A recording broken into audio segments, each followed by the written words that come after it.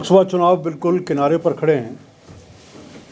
5 साल का लगभग कालखंड नरेंद्र मोदी जी की सरकार का दूसरा कालखंड पूरा हो रहा है। इस बीच में विधानसभा का चुनाव और विधानसभा के चुनाव के समय जिन वादों को संकल्प पत्र के माध्यम से हमने किया था, अपन सबको ध्यान में है कि चरणबद्ध तरीके से भारतीय जनता पार्टी की भजन लाल जी के नेतृत्व में भारतीय जनता पार्टी के सरकार ने उनको पूरा करने का एक प्रक्रिया शुरू की है। ये सरकार आम जनता की सरकार है, प्रतिबद्धता की सरकार है और इसी कारण से उन सब विषयों के ऊपर सरकार ने काम शुरू किया है। हमारा एक बड़ा वादा था, पेपर लीक जो बहुत बड़ी एक समस्या बन चुकी है राजस्थान में और युवाओं के भविष्य के ऊपर एक ग्रहण के रूप में काम कर रही थी, उस पेपर लीक को उसके ऊपर एक SIT बना करके काम शुरू किया। बड़े पैमाने पर गिरफ्तारी शुरू हुई। 3 परीक्षाएं भी सरकार बनने के बाद हुई हैं। सरकार की इच्छा शक्ति के कारण से हुआ कि तीनों परीक्षाएं निर्बाध रूप से एक सही तरह से संपन्न हो पाई हैं। बहुत बड़े पैमाने पर माफिया राज राजस्थान में पिछले 5 साल में हुआ था, चाहे वो परीक्षा का माफिया होगा, चाहे शराब का माफिया, ज़मीन का माफिया, खान का माफिया। इस पूरे माफिया रैकेट के ऊपर भी कार्रवाई करने के लिए SIT का गठन भजन लाल जी के नेतृत्व में भारतीय जनता पार्टी के सरकार ने किया और उसने भी अपनी कार्रवाई तेज़ गति से शुरू की है।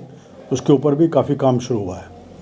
एक हमने वादा किया था लोगों को कि हम सामान्य जन के विषयों को लेकर के आगे बढ़ने की बात की थी। आप सबको जानकारी है कि अन्नपूर्णा योजना के माध्यम से, जिसको पहले इंदिरा रसोई शुरू कर दिया था पिछली सरकार ने, उसको अन्नपूर्णा योजना का नाम दिया। केवल नाम परिवर्तन नहीं, बल्कि उसी राशि में भोजन और नाश्ते उसका वजन बढ़ा करके आम आदमी को राहत हम दे सकें, इसको सुनिश्चित करने का काम सरकार ने किया है। अभी अभिभाषण के ऊपर जवाब देते हुए मुख्यमंत्री जी ने पेंशन की राशि में वृद्धि करने का काम किया और इसके साथ ही उन्होंने और भी जनहितैषी चीज़ों को आगे बढ़ाने का काम अपने इस घोषणा पत्र के माध्यम से करने का शुरू किया है। नरेंद्र मोदी जी की सरकार ने इन पिछले 5 सालों में अपने प्रतिबद्धताओं को, जिसमें भारत के निर्माण के विषय को और हम जिसमें कह सकते हैं कि पुराने जितनी भी ऐतिहासिक महत्व की चीज़ें थीं उनको पूरा करने का काम किया। चाहे वो 370 की समाप्ति का विषय होगा, उसके बाद कश्मीर के हालात बदलते हुए हालात को हमने देखा, सुप्रीम कोर्ट के आदेश के बाद एक भव्य राम मंदिर का निर्माण के लिए मार्ग प्रशस्त करने का काम इसी दौर में हुआ। जितने भी हमारे और मान मूल्य हैं उनको बढ़ाने का काम किया। देश में आर्थिक दृष्टि से भारत आज दुनिया की 5वीं बड़ी शक्ति बनकर के खड़ा हुआ है और विश्वास है कि अगले 3 वर्ष का कालखंड जब पूरा होगा तो हम दुनिया की तीसरी बड़ी शक्ति के रूप में निकल करके आएंगे। इन सब चीज़ों को, चाहे राज्य का विषय होगा, केंद्र का विषय, चाहे आधारभूत ढांचा होगा, सुरक्षा का विषय होगा, आम आदमी की उन्नति का विषय होगा, इन सब विषयों को लेकर के राज्य की सरकार अपने कामों को बढ़ा रही है और केंद्र की नरेंद्र मोदी जी के नेतृत्व में सरकार ने विश्व पटल के ऊपर अपनी एक छाप छोड़ करके एक विकसित भारत के निर्माण में अपनी भूमिका का निर्वहन शुरू किया है।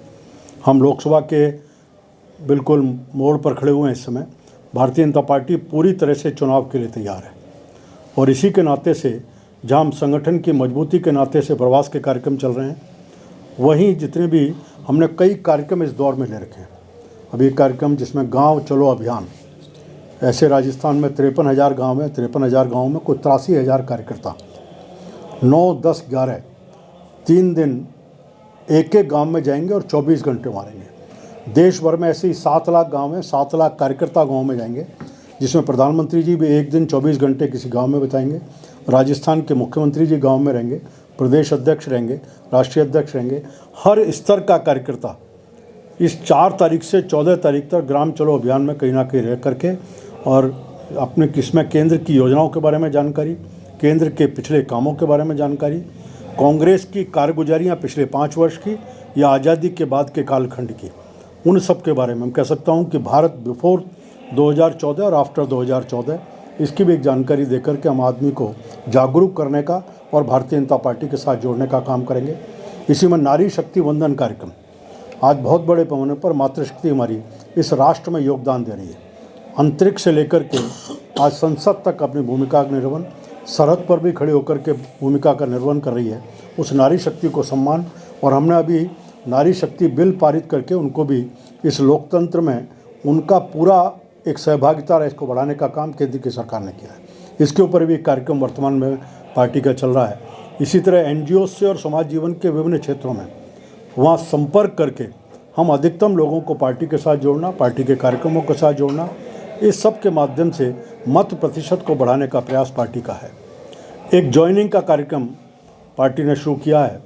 नीचे तक जो भी पार्टी किसी भी दल में रहने वाला हो और भारतीय जनता पार्टी की विचारधारा में विश्वास करता हो, केंद्र में नरेंद्र मोदी जी के नेतृत्व में जो सरकार चल रही है उसके कामों पर विश्वास रखते हुए भारतीय जनता पार्टी माना चाहे, ऐसे ज्वाइनिंग का एक अभियान भी भारतीय जनता पार्टी ने लिया है।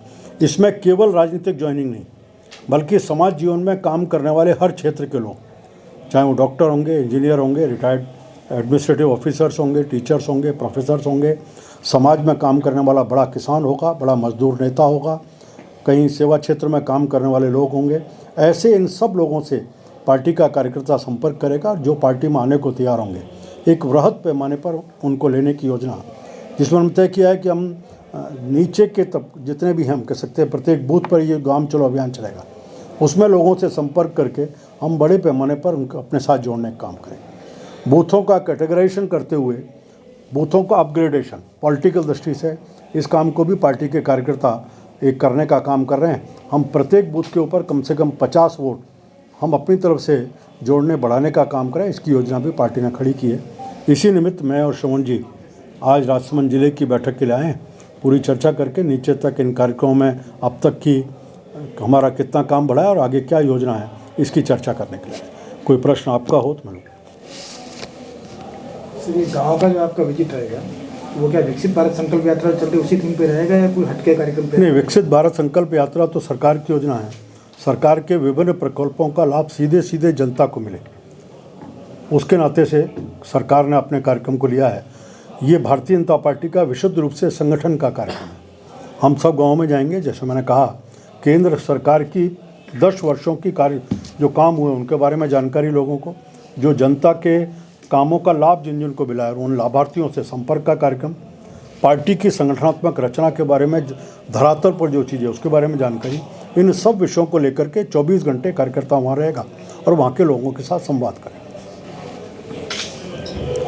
सर, किस तरह का कैंडिडेट रहेगा राजसमंद में? कमल का फूल, नरेंद्र मोदी जी का नेतृत्व, जिस कार्यकर्ता को पार्टी टिकट देगी वो पार्टी का कैंडिडेट। पर अधिकतर राजसमंद में ऐसा होता है कि बाहर से कैंडिडेट आ जाता है, उसको यहाँ का नॉलेज नहीं रहता है, तो हम यह मांग रहती है यहाँ के वासियों की यहाँ का स्थानीय हो इस टाइप का कैंडिडेट। सारे जितने भी विषय कोई होंगे यहाँ के कार्यकर्ता जैसे भी उनका फीडबैक आएगा उसको भी लेगा। केंद्र की पार्टी जो इस विषय में तय करेगी, भारतीय जनता पार्टी का कार्यकर्ता संगठन निष्ठ कार्यकर्ता है, उसको आगे बढ़ा।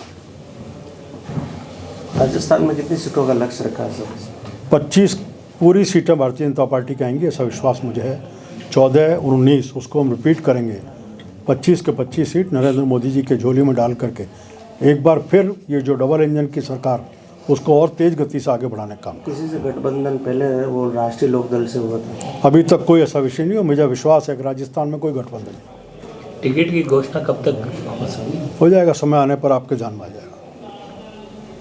ठीक है साहब, थैंक यू। थोड़ा